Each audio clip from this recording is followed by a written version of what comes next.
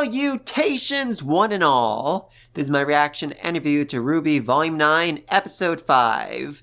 And last episode was... Holy mother of God above, last episode. It was intense. It was certainly intense. As we had Weiss, Blake, and Yang confronting their younger self, confronting their own internal desires. Yang wanted to be whole, Blake wanted to be normal, Weiss wanted to abandon her family name, and they all managed to overcome those desires. Blake managed to realize that, she belonged in both worlds. Yang realized, yeah, I may have lost my arm, but I've gained so much as a result of it, and it's not holding back. I'm continuing to push forward. And Weiss, oh my God, we had one of the best moments of Weiss of all times. As she said, what was it? I am the granddaughter of a hero and the daughter of a villain. Oh, that was spectacular. And then we got to RWBY, and her moment was much, much darker, as her younger self basically berated her for a solid 5 minutes, saying, you aren't good enough, you aren't worthy, why don't you just throw it all away and become somebody new, become somebody else?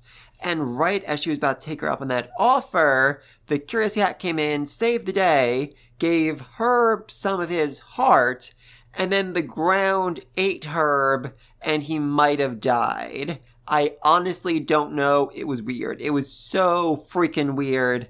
And I'm really hoping this episode gives us some sort of explanation, though honestly, I would not be surprised at all if the Curious Cat just completely ignored any and all questions about what exactly happened to her. If he's, that kind of cat.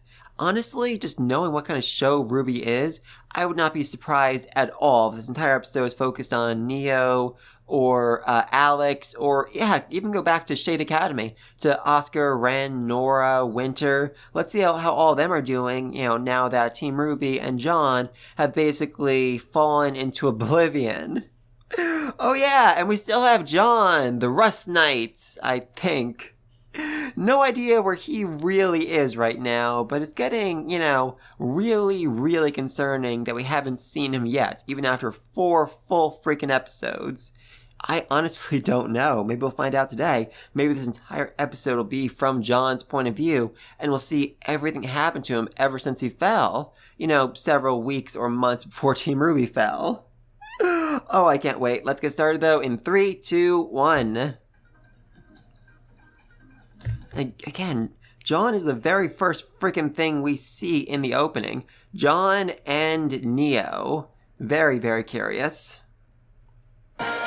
Oh yeah, and we still have Alex herself. This is honestly really weird. I mean, she seems so important in the opening, but unless there's something seriously weird going on with time, I don't think we're actually going to get to see Alex in this volume at all. Maybe in like a flashback or something, but her journey should have ended, literal years ago. Very, very curious.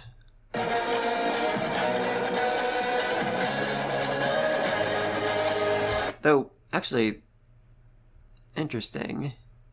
Because if there is some sort of weird time dilation thing going on here, then it might be possible that Alex fought with RWBY Scythe, with Crescent Rose, decades ago, essentially. I don't know about that, but it could be really, really cool if that's the case. Yeah, RWBY, the whole lot of them are seriously freaked out after seeing, like I said before, the ground literally eat Herb. That's not normal, and they are very terrified. I'm guessing that wasn't in the book, though Little doesn't seem all that surprised. Maybe that's something that's just normal in the Ever After? Where that delirious caterpillar guy tried to drug us. Oh! Okay, they actually said he drugged us. I kind of expected in a show like RWBY for them just to kind of, brush past the subject that they were, in fact, drugged and spend a good chunk of last episode in an insane trip. Very interesting. Blown up by a freaking hole in the ground? Yes. Alex had a similar reaction the first time she saw someone return to the Ever After. Okay, return to the Ever After. That is a very concerning phrase. And also apparently something Alex knew about, but I guess didn't put down in the book, which is weird and very ominous. But it's not how it seems. Well, I suppose it is. Okay, that's not helping. Think Oh, you freaking kidding me? Yeah, like I said before, this cat just loves avoiding the freaking question. which it seems like you do. Somebody hit him. Seriously, somebody punched this freaking cat. Now, I am an absolute animal lover, but this cat, he deserves a good slapping. Okay. That's a really interesting lotus leaf. Very, very confused about all that. So they just take lily pads to the lotus leaf for some, I don't know, religious ceremony? Is this like church? Are they going to church right now? Oh, you don't want to go to church. Hi. I've had a lot of friends try similar things, and it was not a pleasant experience for them.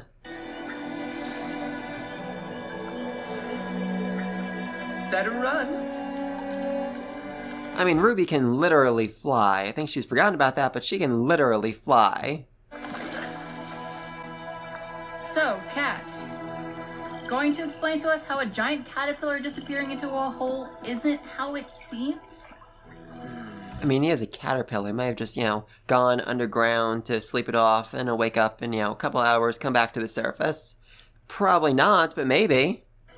When we break or wear out or simply finish what we were made to do, we're called back. But Herb, he's...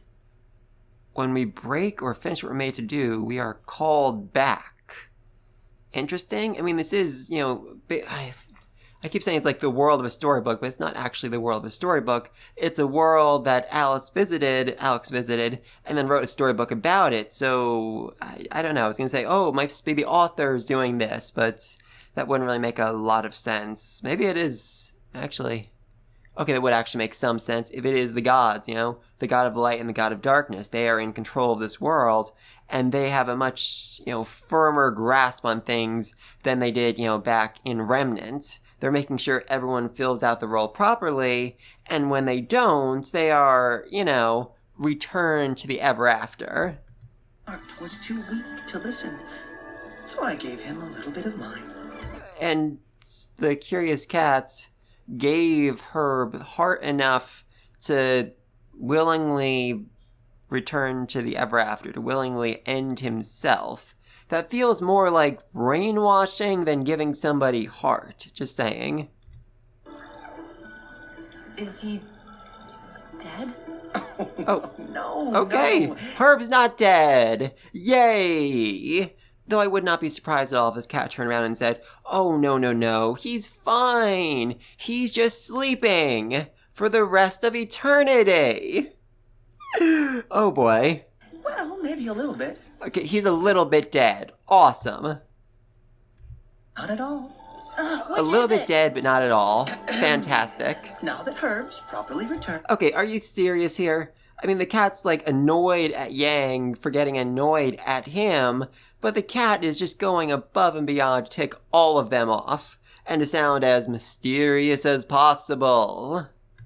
Herb's properly returned. He'll be fixed up nice and made into the Herb he wanted to be when he was still Herb. Oh, there's a lot to pick apart there, but he'll be made nice again. He'll be fixed. He'll be repaired. So maybe I was right. Maybe this is a world governed by the light of the god of light and darkness, and they are currently in the midst of fixing Herb, repairing him, making him how he was supposed to be to fill his role in this world. Then he'll come back and find his purpose. Could be the same as before, or maybe not. Okay, interesting. Especially because Little doesn't have a name, because Little has yet to be given a purpose. So has Little been returned to the ever after before? Is he on his dozenth life, or has he just not found one yet? I don't know. Very, very strange. And speaking of Little, we have a bunch of Littles over there. Are they... Oh, okay, that's interesting. I assume they were offering the cheese to the birds, but it looks like they're fanning another mouse who is sitting on a throne of cheese. Right there. Very strange. When Herb comes back, will he remember anything? What would be the point of that? Oh, no. That is concerning. That is Very, very concerning. Okay, so definitely seems like RWBY wants to know because RWBY wants to be fixed. She wants to be repaired. She wants to be returned to the ever after and made into a true huntress, made into somebody who can actually fight and, not keep taking losses like she has. That's bad. That is very, very bad. Though, doesn't just apply to RWBY. I mean, John is definitely a candidate for that. I mean, he has suffered so much. He lost Penny. I mean, he killed Penny. He lost Pyrrha, and yeah, I think the option to be, remade without any of his memories would definitely appeal to him. But also, when I think about it, last volume, Oscar said that when Alex returned from her journey in another world, she was saddened because she wasn't who she had been before she left. And I mean, back then I thought that was like a metaphor for, after going on this wild, crazy journey, she had grown, she'd evolved, she'd changed.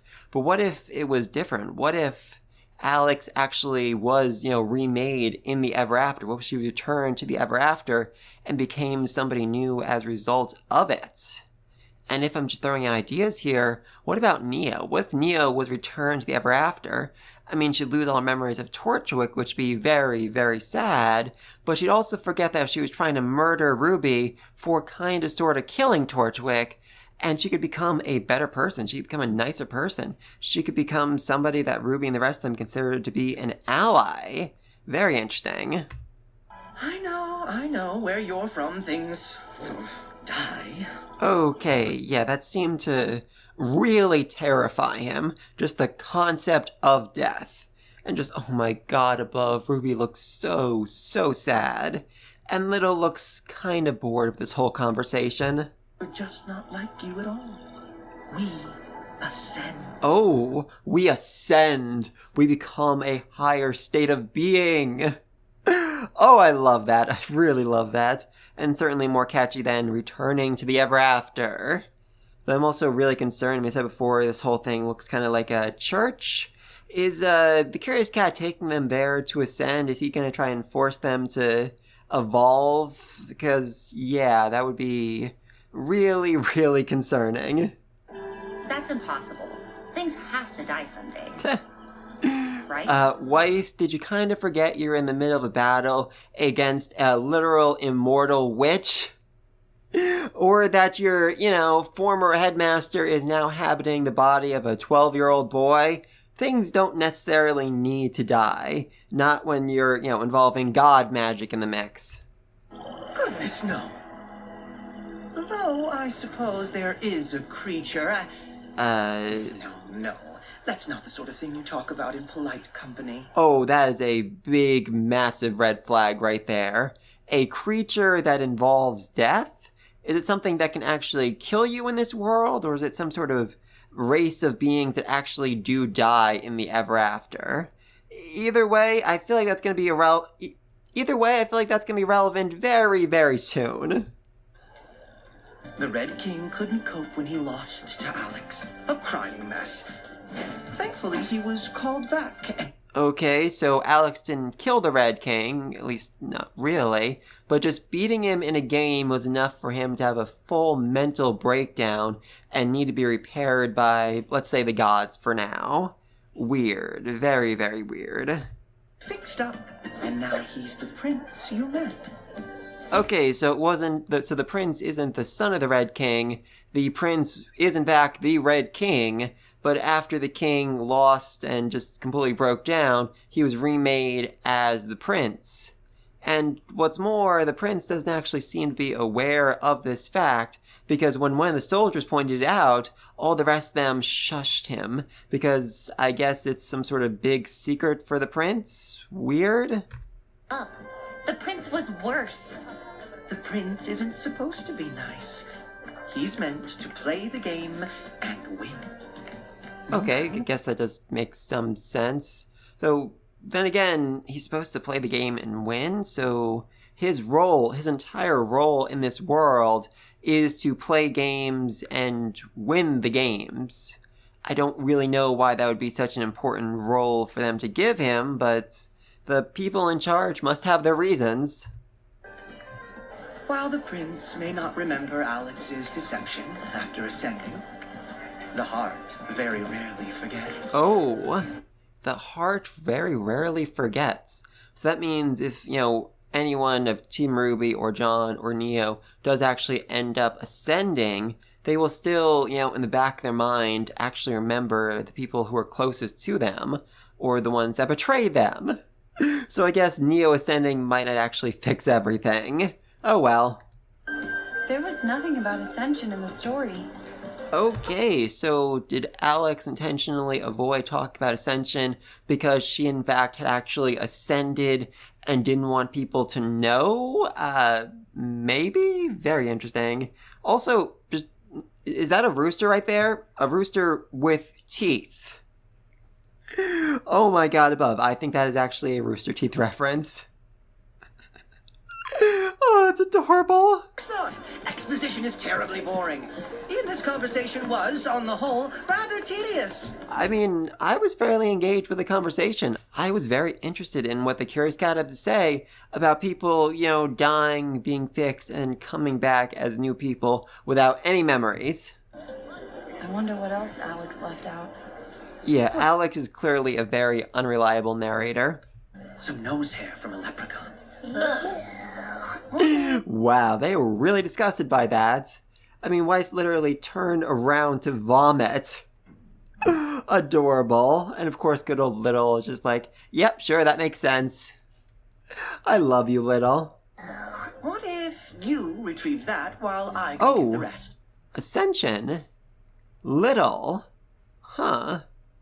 I mean, I was theorizing, way back when we first saw the trailer that Little may actually be the reincarnation of Penny. I mean, since then the ideas kind of seemed insane, stupid, and ridiculous, but I mean, maybe Little didn't have a purpose, and when someone is, reborn, when someone ascends in the ever after, they should be, on a journey to find their purpose. And if Little doesn't have it, that means Little's only been in this world for a very brief time. So Little equals Penny confirmed, I guess? Probably not, but I'm keeping an eye on you, little guy. I'm keeping an eye on you. Also, is Little a boy or a girl? I've been saying he, but I don't actually know. Curious. What if you retrieve that while I go get the rest? Get me as far away as possible from any nose hairs, please. I'll go with you, Ruby. Aw, I do love you, Little. Even if you're not actually Penny in disguise. Nice try, kitty.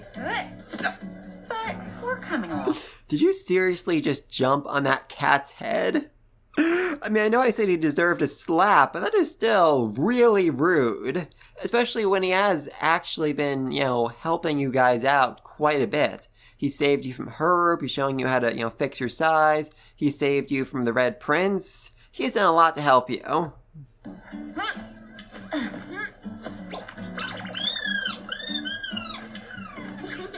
Oh god, that poor shopkeeper. He just cannot win, and all of the cheese he harvested has just been stolen. Poor guy. And Little's about to fall asleep, isn't he? Yep, exactly. I mean, I can't really imagine, don't really remember Penny being, that much of a sleepyhead, though then again, Penny never actually had to sleep back when she was a robot, and when she became a human, I mean, that only lasted for a very brief time. Yep, and Little is asleep again. Okay, this is ominous and very terrifying. Yay! Is her back to eat Ruby's soul?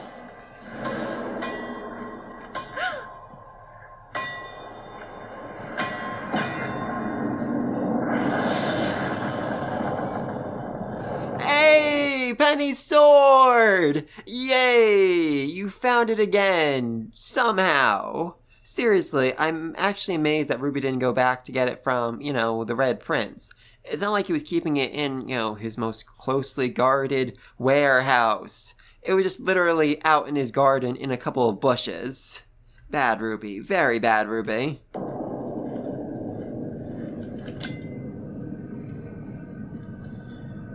Does that one interest you? Oh, that's terrifying. Okay, yeah, so freaking terrifying.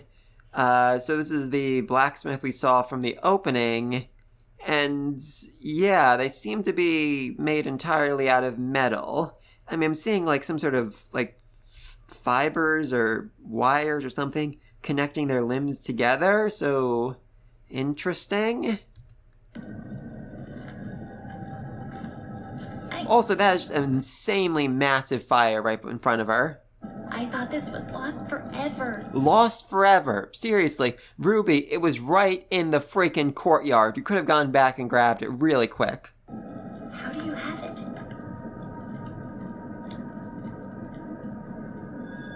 Oh, God above, Penny, no! Oh, that hurt. That hurt my soul. And what of you? Are you lost? Oh, that is so terrifying. And also, is she working with a butterfly's wing? Oh, wait. Oh, God above. Herb. That's Herb's wing. She is remaking Herb from scratch. So she's the one in charge of fixing people, I guess. All right. I mean, she's a blacksmith. That makes sense. No. Even though I don't know where that is or how to get there. Yeah, that's another thing we should probably mention. Little was completely and utterly lost, just a few feet away from his own house. How exactly is he going to get back home after Ruby, gets the tree and escapes? Will the cat bring him back, or will Ruby take Little with her back to Remnants? I mean, that would be interesting to say the least. A talking mouse walking around Remnants. I mean, I think that's enough to even stop Salem in her tracks and amuse her. You seem to be carrying a rather large burden with you. Okay, so she is literally just made of metal. I mean, I thought this was like a mask at first, but her mouth kind of moved when she was talking there. Very, very disturbing. I'm fine. I can handle it. No, you are not fine, Ruby. You are not fine at all. If you change your mind, you may choose any one of these you like. And set your burden down. I mean, that one right there, this one, it's certainly the most, huntsman, huntress-looking weapon of the lot. Everything else is like, oh, this is a sword. And here we have, I mean, not necessarily a scythe, more like a battle axe with a gun attached to it, though that would also kind of fit Ruby, I suppose. I mean, she is Little Red Riding Hood, and in her story, the woodsman saves, her from the big bad wolf. So Ruby picking more of an axe as a weapon could make a lot of sense for her. I mean, it's no Crescent Rose, but still. Wait, also, what the freak? When exactly did this thing in her hands change? Because that was Penny's weapon a few seconds ago, right? I don't think Ruby... Yeah, right here. You can still see in the corner. It's Penny's weapon. And then in the very next shot, it's a dagger. So, okay. I'm starting to think this mysterious blacksmith's building that cut out all the light from the surrounding area wasn't actually, normal. Burden down.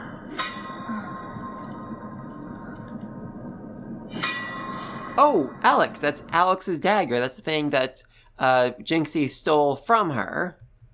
Oh, though. That's a very angry-looking Alex right there. I mean, she looks ticked off. So if Alex was actually, remade in the Ever After into somebody new, maybe this is, her original self still in the dagger, which would also mean that Penny's sword, if Penny is in fact in the Ever After, and Penny is in fact, Little, that would mean that Penny's sword still contains her original self, and that maybe, giving it to Little will help Little become more of Penny? I don't know. I know that sounds insane, and it probably is, but I'm not sure. I'm really not I sure. already have a weapon. I did. And yet, here you are. Okay, yeah, like, her eye sockets are fully empty inside. Really creepy. Searching for something else that you do not even know. Okay, so who is she going to see reflected in the battle axe. I mean, definitely looks like an antique, but still way more huntsman than anything else we've seen in the shop.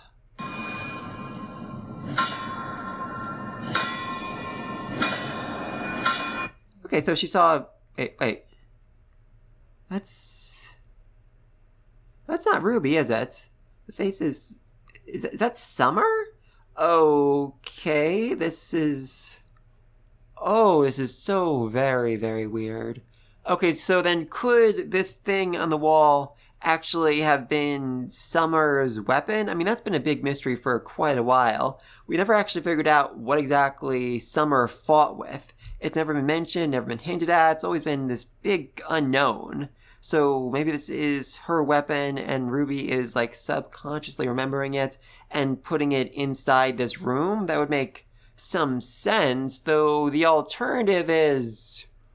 Oh, holy mother of God. The alternative is much, much worse, as this could imply that Summer also fell into the ever after somehow and was remade into somebody new, and she ascended, and this is her original self still trapped in her old weapon. I mean, I thought it was crazy to say that Little might be Penny, but could Little actually be Summer? Could Ruby just be carrying her mother around with her this entire time? I mean, I don't think so, but I honestly don't know at this point.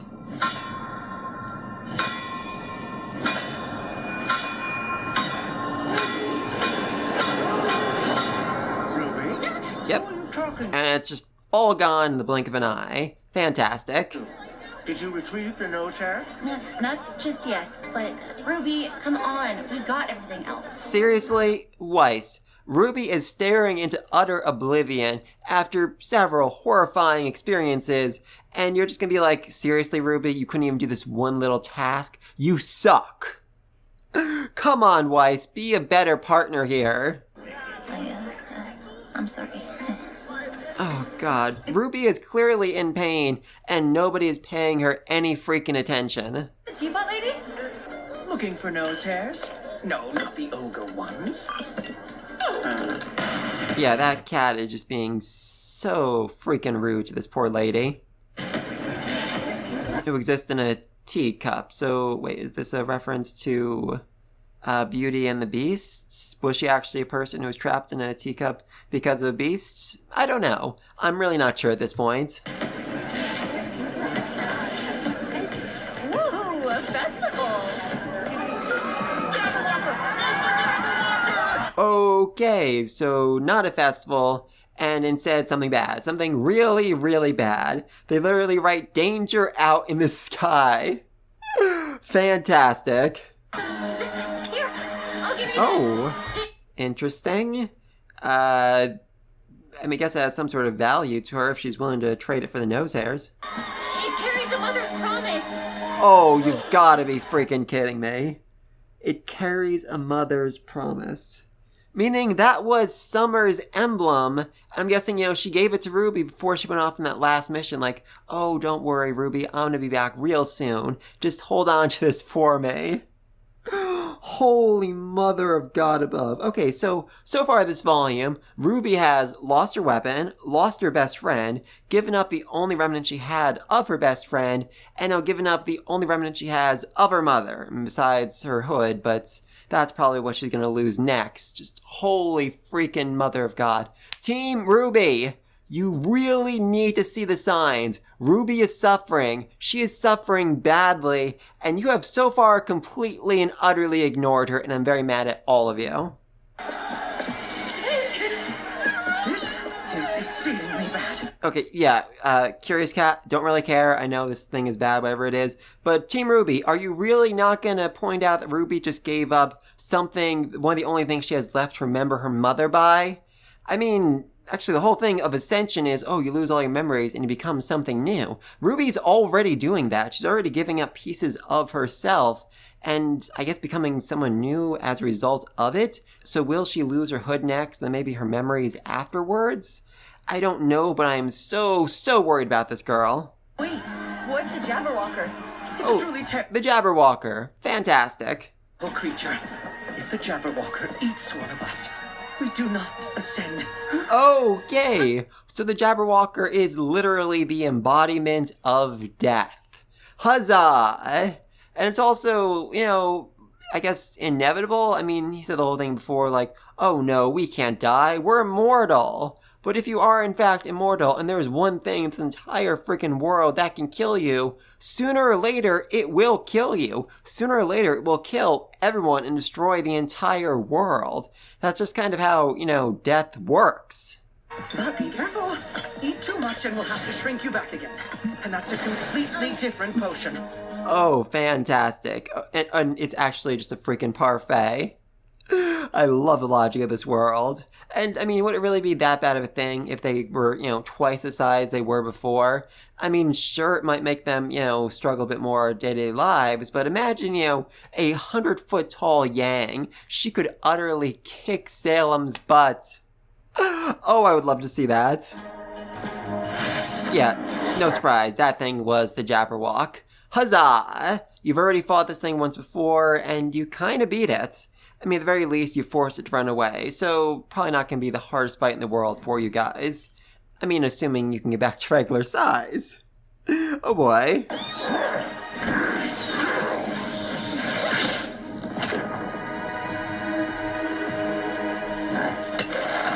Oh, are they going to make the Jabberwock just way, way bigger now? Because, yeah, that'd be bad. That'd be really freaking bad.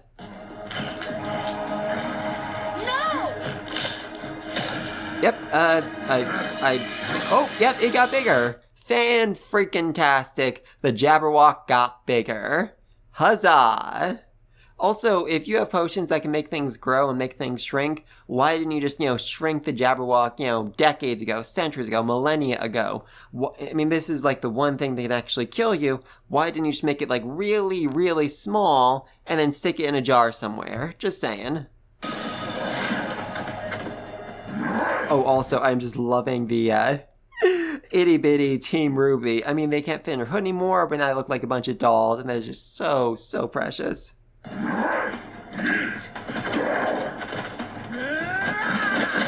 Hey! Thank you, Mr. Bird. Now we promise we're gonna buy one of your mud cakes. Oh, that was a pretty bad blow right there. I don't think that bird's getting up again.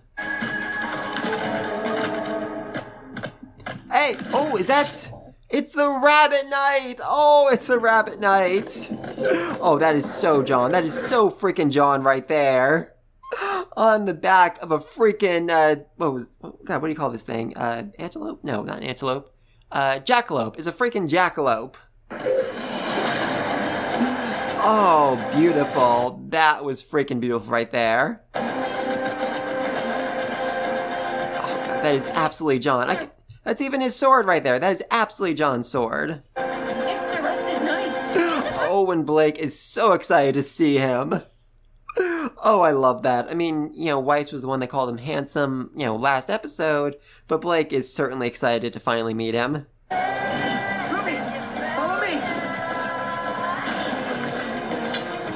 Yeah, unfortunately, RWBY is kind of helpless now because, I mean, there's not a whole lot she can do without her weapons. I mean, she's getting better in hand-to-hand combat, but this thing is literally the embodiment of death, so fighting it would probably be a very, very bad idea.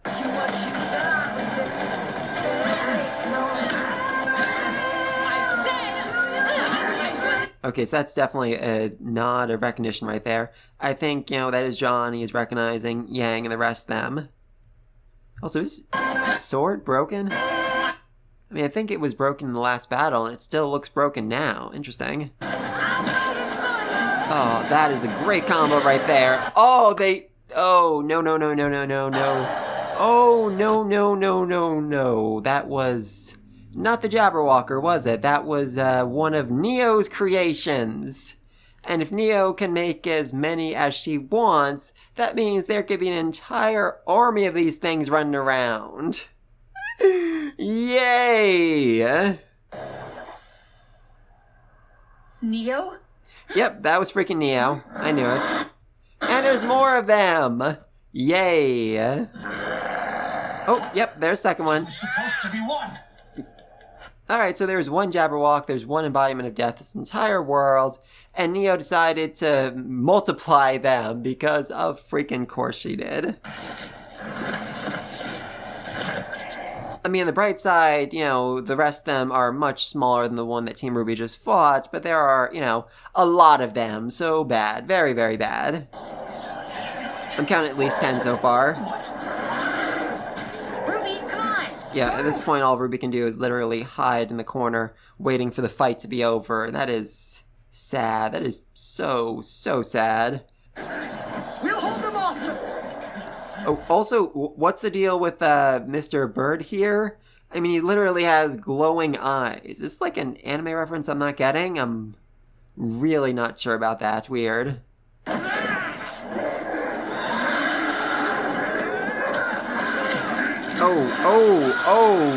Oh, that was horrifying. And I think RWBY just watched that Birdman get eaten alive. So, yeah, that's not going to help with all of her insane mental trauma, is it?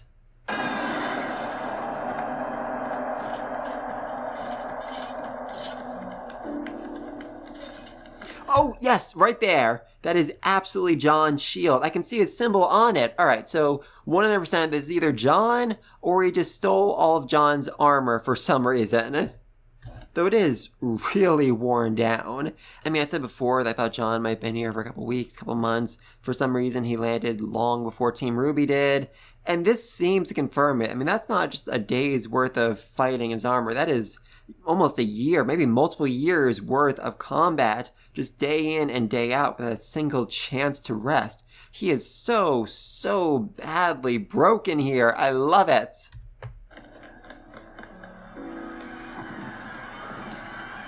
Yeah, this is really unpleasant. Also, very similar to Atlas, they're fleeing as all the people are forced to run away from their homes for their lives. Very sad. Very, very sad.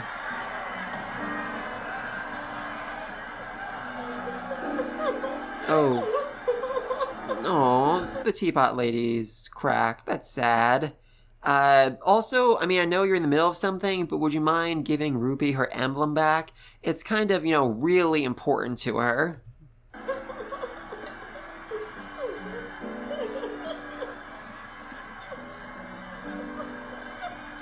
Oh, God.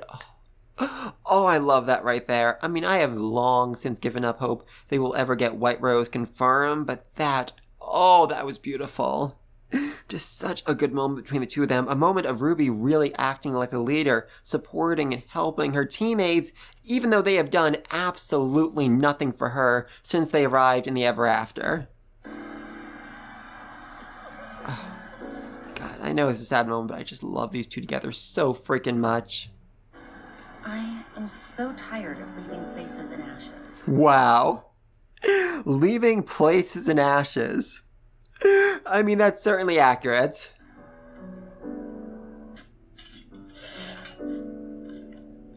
I can't believe it.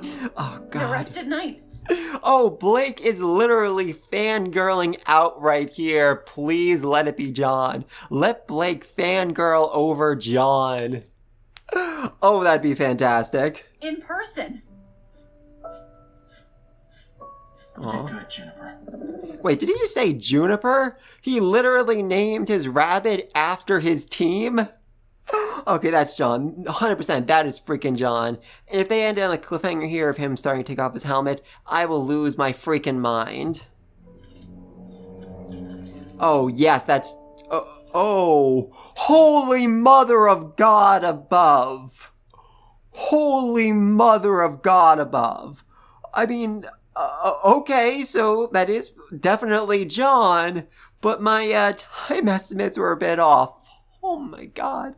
I mean, seriously, last episode when I said, John's probably been here for a couple weeks, couple months, I felt like I was pushing things too much. Like, there's no way that RWBY would have had John here for that long. But, yeah, looks like I was wrong, and John's been here a really freaking long time. I mean, his hair is already turning white, so he's probably been here, 40, 50 years? Maybe longer. I mean, time doesn't really seem to work all that well in this place. He might have been here for centuries. That would certainly explain the wear and tear on his armor. Holy mother of God.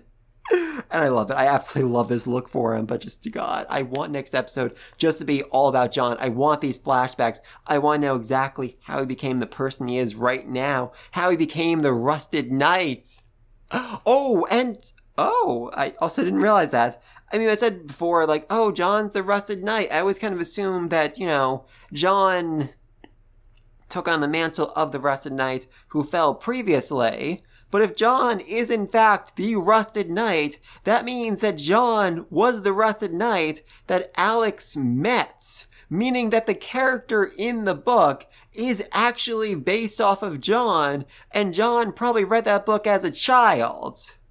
Holy mother of God above. That is a mind fart right there. That is an absolute mind fart. Okay, so yeah, I'm confused. I'm so freaking confused. But all right, come on, John. What do you have to say to your friends after all these long, let's say, centuries? Ruby. Oh. You finally made it. Yeah, that's about right. Oh, they are shocked. They are so shocked. And I really do just love whenever Blake's ears go down like that. I think her reaction is probably the biggest because, I mean, she was, literally fangirling out over the Rust Knight literally like 10 seconds ago. Oh, God. Yeah, you finally made it. That's a good... Oh, are you freaking kidding me? Are you... God freaking dang it! Holy mother of God, I wanted more. I wanted so much more this episode, but I am so freaking excited. Theory confirmed. John is in fact the Rabbit Knight, the Rust Knight, whatever, and he has been here a long time. That's why in the opening, you can actually see John get seen by shadows, then timepieces all around him, because he has been here for so freaking long. That's a great bit of foreshadowing right there, and I absolutely love it. And his form also gets very murky after that, so maybe that's, representing his change, the older self with the ruffled up hair, the long beard, the, white in his hair. Absolutely love that. Absolutely love all of that. Seriously. Oh, John is adorable. Oh, old man John, 6'1" without helmets. Got that great, ponytail behind him. Elbows and gloves are the same as John, normal John. Chainmail pattern. Use John as base. Narrow eyes, slight eye wrinkles. Oh, I love that. I absolutely love that. And also, I'm getting some real big Nicholas vibes from John right here. And we haven't gotten that many great shots of Nicholas, but, I mean, he looks a bit like John. And Weiss did say, last episode that the Rust Knight was always so handsome. And, I mean, I've definitely gotten into arguments with people about this before, but I feel like Weiss's dream guy would be somebody, like her grandfather, the person she literally described as a hero last volume, the kind of person who would go out, save the people, fight day in and day out, someone who would wear, a full freaking suit of armor. So, yeah, Weiss and John, maybe the ship's gonna sail this volume. I mean, my original idea going into this volume was basically that Weiss would be John's support, his backup, this entire volume, because, she was the only one there when John was forced to kill Penny. She's the only one who really understands how desperate the situation was. And as a result of that, I figured, she would be the shoulder he'd lean on, and they would grow closer as the volume progressed. I certainly wasn't expecting John to become, 50 years old this volume. That, holy mother of God, that surprised me. Oh, I love design. I absolutely freaking love design. Oh, and this is like a ponytail, actually, the, sash he used to wear. I think that was Pyrrha's sash. Interesting. So, yeah, please, let me know what you think down below. What do you think of this new, gruffer, older John? Do you think he has ascended at some point throughout his journey across the Ever After, or is he still the same John we knew all those, years, centuries, millennia ago? I mean, what is he even doing all this time in the Ever After?